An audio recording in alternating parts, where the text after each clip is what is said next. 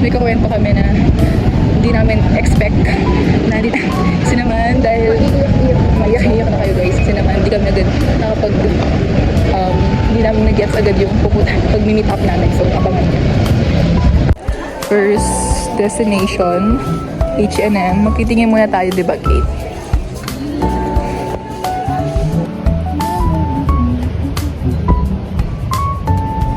Kailan ka magkakaano dito? O yan. Ako ni Macy. Sobrang satisfied niya sa photo. Pakita nga na photo na yan. Wow. Cheese! Mga gusto niyang photo guys. I'll be your photographer. Dapat sa kasal ko. Ay, sa kasal. Guys, so tignan niyo yung photographer ko. Ang sarap naman ulit. Napaka-init ang panahon. We deserve an ice cream guys. So, where are we going na? Papauwi naman kami. Pagdadaan muna kami ng dyan. Yan na tapos. Pwede naman. Ano? Eh, sino ka po? Ba't po sinusundan niyo ako?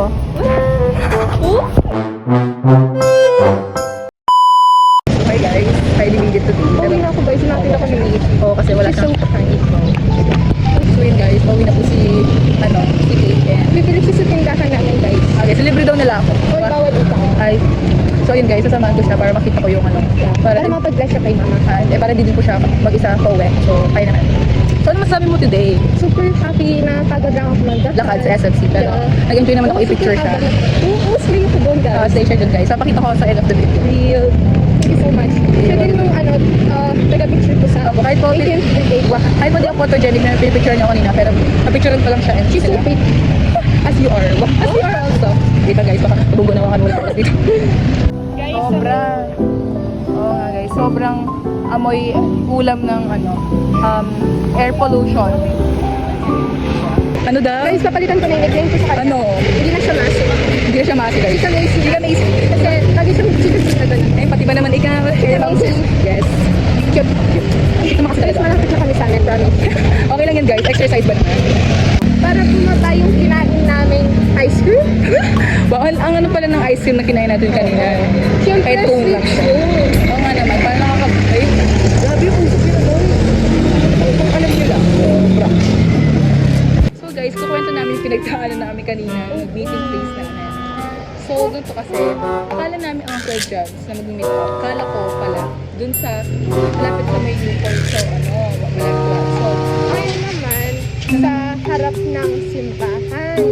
So, nasa 1:30 nandun na ako. So, hinihintay ko talaga siya. So, like, hinihintay. Sabi ko, ang tagal niya dito. Like, wala din pa ang date at that time. Naglakad pa din ako. Bakit 1 hour yun? 1 hour guys. So, pareho lang kami talagang, pareho kami scenario na nangyari. So, nag-risk ako. So, nag-race siya. Tapos naglakad siya. Oo, naglakad. Pero nagtanong kasi na nag-uusap. Pumunta ako sa kung nasan siya. Na-appreciate ko yun, pero pareho lang kami scenario. So, kasi malapit na daw, pero yung malapit niya parang, 15 kilometers. Malapit na kami, joke lang. Tapos yun guys, ayun na ba? Tapos yun guys, then, tapos, nung nagkita na kami, yun. So, yung si Ariana. So, ngayon naman guys, yung purpose ng pag-alis. Ay, sorry. Alam mo guys, yung purpose ng pag-alis ngayon, para ikita ni Ariana guys. Okay, tingnan naman! Puro dresses. Kung makikita niyo siya sa social media niyo or pagka-personality niya, napaka-fit niya and may talaga siya sa dresses. Like me. Ay, napaka-unorganized guys. Part ako. But, may siya sa pink guys. Pwede nang ipintura ng pink to. Ay. Basta next time maglalagay tayong pink dito. Re-recaluhan kita.